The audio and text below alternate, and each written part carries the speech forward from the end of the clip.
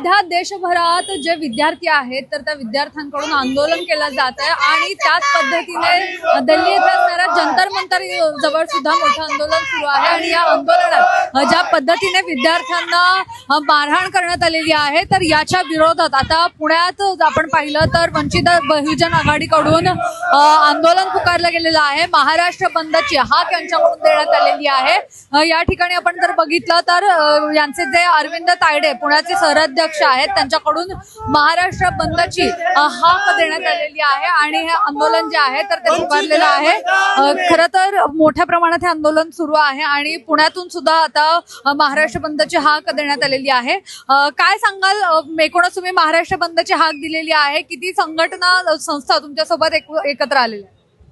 20 जुलै 2026 रोजी दिल्ली येथील जंतर मंतरवर विद्यार्थ्यांच्या आंदोलनावर पोलिसांनी जो लाठी हल्ला केला, काठ्यांना खिळे टोचून मुलांना मारहाण केली, 150 पेक्षा जास्त मुलं त्याच्यामध्ये जखमी झाले आणि एक मुलगी आता प्राणाशी झुंज देतीये। अशा परिस्थितीमध्ये वंचित बहुजन आघाडीचे राष्ट्रीय अध्यक्ष ॲडव्होकेट बाळासाहेब आंबेडकर यांनी 23 जुलै रोजी संपूर्ण महाराष्ट्र बंदची घोषणा केली आणि आज त्या धर्तीवरती संपूर्ण महाराष्ट्र बंद होताना दिसतोय। सकाळपासून विविध शहरांमध्ये, पुणे शहरातील विविध भागांमध्ये पुणे शहर सुद्धा बंद होताना दिसतंय। या बंदमध्ये सगळे डावे पक्ष, सगळे समविचारी पक्ष, समविचारी संघटना, वेगवेगळ्या संघटनांनी जवळपास 20 ते 25 संघटनांनी या बंदला उत्स्फूर्त प्रतिसाद दिलेला आहे, सक्रिय सहभाग यांनी घेतलेला आहे। सकाळपासून वेगवेगळ्या ठिकाणी हा बंद होतोय।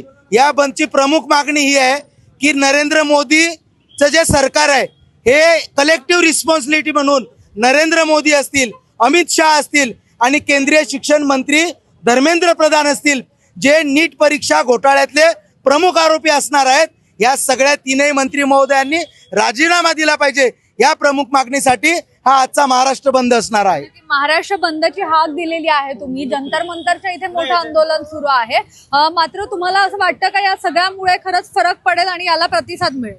याला फरक पडेल। आदरणीय बाळासाहेब आंबेडकरांनी कालच्या प्रेसमध्ये सांगितलं की पालकांनी निषेध व्यक्त करण्यासाठी महाराष्ट्र बंद मध्ये आपापल्या मुलांना शाळेत पाठवू नका आणि तशी तयारी ऑलरेडी पालकांनी केलेली आहे। अनेक शाळांमध्ये विद्यार्थी जात नाहीयेत, अशा प्रकारची परिस्थिती आहे।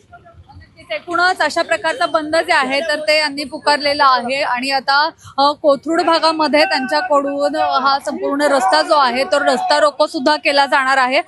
रस्ता रोको केला जातो, आपण इथे बघतोय पोलीस जे आहेत ते सुद्धा इथे उपस्थित आहेत। पोलिसांकडून त्यांना अडवण्याचा प्रयत्न केला जातोय, मात्र तरी सुद्धा यांच्याकडून हा रस्ता रोको आहे तर तो केला जातोय। कोथरूड भागामध्ये जो छत्रपती शिवाजी महाराजांचा पुतळा आहे तर या ठिकाणी हा संपूर्ण बंद जो आहे तो पुकारण्यात आलेला आहे। राज्यभरात त्यांच्याकडून अशा प्रकारचा बंद पुकारला जाणार आहे।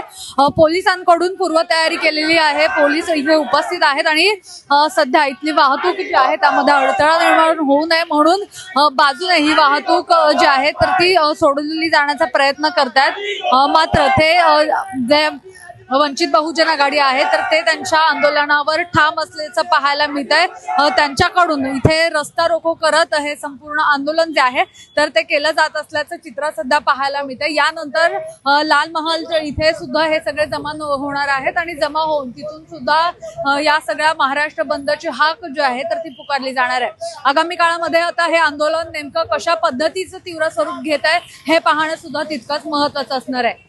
कॅमेरा पर्सन अजय गांगुर्डेसह मी मोना येनपुरे, सिविक मिरर, पुणे।